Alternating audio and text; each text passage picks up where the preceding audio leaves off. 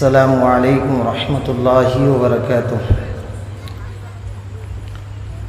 وبہ نستعینہ اما بعد فاعوذ باللہ من الشیطان الرجیم بسم اللہ الرحمن الرحیم الحمد للہ رب العالمین وقال تعالی کل نفس ذائقۃ الموت۔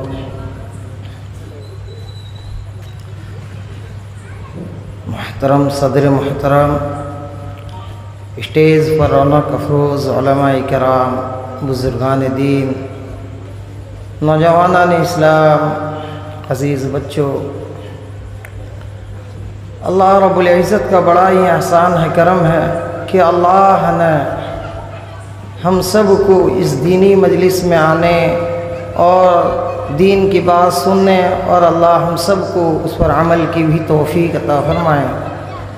آج کا جو یہ مجلس سجایا گیا ہے یا لگایا گیا ہے، یہ صرف ہمارے مولانا حضرت مولانا نظام الدین صاحب، جسے ہم سب بڑے مولانا کے نام سے آج تک بھی ہم سوچتے ہیں، انہی کے لیے لگایا گیا ہے۔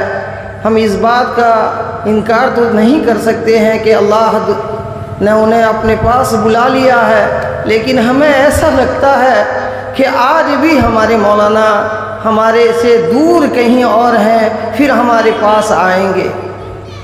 ہم مدرسہ میں بھی جب بھی رہتے تھے مولانا کے ساتھ، کئی سال سے زندگی گزار رہے تھے، مولانا نے مجھے ہمیشہ اپنے بچوں کی نگاہوں کی طرح، مجھے اپنے بچوں کی طرح دیکھ رہے تھے، لیکن ہم لوگ دل میں مولانا کو بیٹھائے ہوئے تھے کہ مولانا کہیں گئے ہوئے آئیں گے، کہیں گئے ہوئے آئیں گے۔ تو ابھی بھی ہمیں ایسا محسوس ہوتا ہے کہ مولانا کہیں گئے ہوئے ہیں، اب آئیں گے، اب آئیں گے۔ ہمیں ایسا محسوس ہوتا ہے ہمارے علاقے کے لیے، ہمارے یہاں کے لیے وہ چراغ کی طرح تھے، روشنی تھے۔ آج ہمیں انہیں بھول نہیں سکتے، ان کی یاد میں پورے علاقے کے علاقے رو رہے ہیں، دل میں صدمہ لے رہے ہیں کہ ہمارے یہاں سے ہمارا نورانیت والا چہرہ، اللہ والے نیک لوگ دنیا سے چلے گئے۔ اللہ ان کے قبر میں نور سے منور عطا فرمائے، اللہ ان کے خدمت کو قبول فرمائے۔ مجھے تو پوری واقعہ بیان کرنے کو بہت ٹائم لگ جائے گا، لیکن اتنا ہی بتاتا ہوں کہ آج ہم ان کے لیے یہاں بیٹھے ہیں کہ ان کے اوصاف حمیدہ کس طرح سے تھے، ہمیں اس سے جاننی چاہیے، ہمیں اس پر عمل کرنی چاہیے۔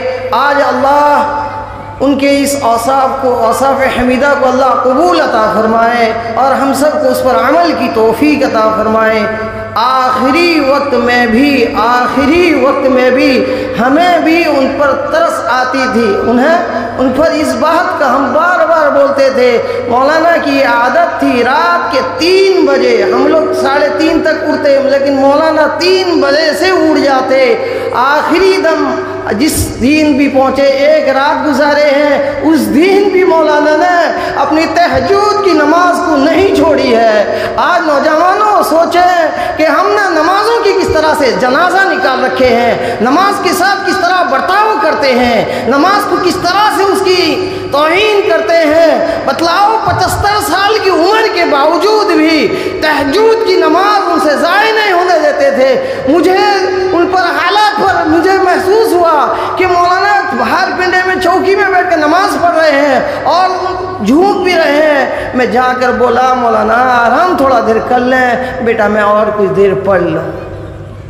سوچیں کہ اتنے بڑھاپے کے عالم میں اس کے باوجود بھی اللہ کو راضی کرنے لگے تھے۔ بتلاؤ ان کے اوصاف تو آپ لوگ سنتے ہیں، کئی دنوں سے ان کا اوصاف کو بیان کیا جا رہا ہے، لیکن ہمیں اس بات کا ذرا احساس کریں کہ ہمارے علماء نے، ہمارے بڑوں نے کس طرح سے محنت کی ہے۔ رات و دن مدرسے کے فکر میں رہتے تھے، رات و دن ادارے کے فکر میں رہتے تھے، کس طرح گھر آتے اور کیسے پہنچیں۔ آخر جمعرات کے دن بھی گھر سے فون جا رہا ہے کہ ابو گھر سے آ جائیے، طبیعت خراب ہے۔ مجھے بول رہے تھے کہ بیٹا دیکھو گھر سے فون آ رہا ہے، مجھے بلا رہے ہیں، لیکن میری طبیعت نہیں ہے کہ میں گھر جاؤں۔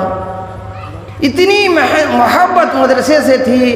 اللہ ان کے قبر میں نور عطا فرمائے، اللہ ان کے اولادوں کو اور روحانی اولادوں کو، ان کے رشتہ داروں کو، ان کے ماننے والوں کو اللہ صبر جمیل عطا فرمائے۔ اللہ ہم سب کو وہ جس طرح نیک عمل نیک کام کر کے گئے ہیں اور جس طرح بتلا کے گئے ہیں، ہم سب کو اللہ اس پر عمل کی توفیق عطا فرمائے۔ اسی طرح بدھ کے دن عصر کے بعد سے لے کے مغرب کے بعد تک مدرسے میں ہر روز کئی ختم کیا جاتا ہے حضرت والا کے لیے، اور کئی ہزار تسبیح بھی بچے پڑھ رکھتے ہیں اور پڑھتے بھی ہیں اور بدھ تک پڑھتے رہیں گے اور علاقے کے لوگ بھی پڑھتے ہیں۔ تو اس لیے خاص کر کے ایک دعائیں مجلس لگنے والی ہے بدھ کے دن۔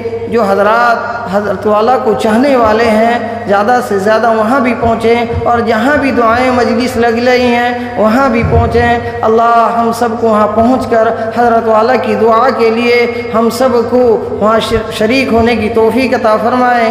اللہ ان کو جنت الفردوس میں اعلیٰ مقام عطا فرمائے۔ وآخر دعوانا الحمد للہ رب العالمین۔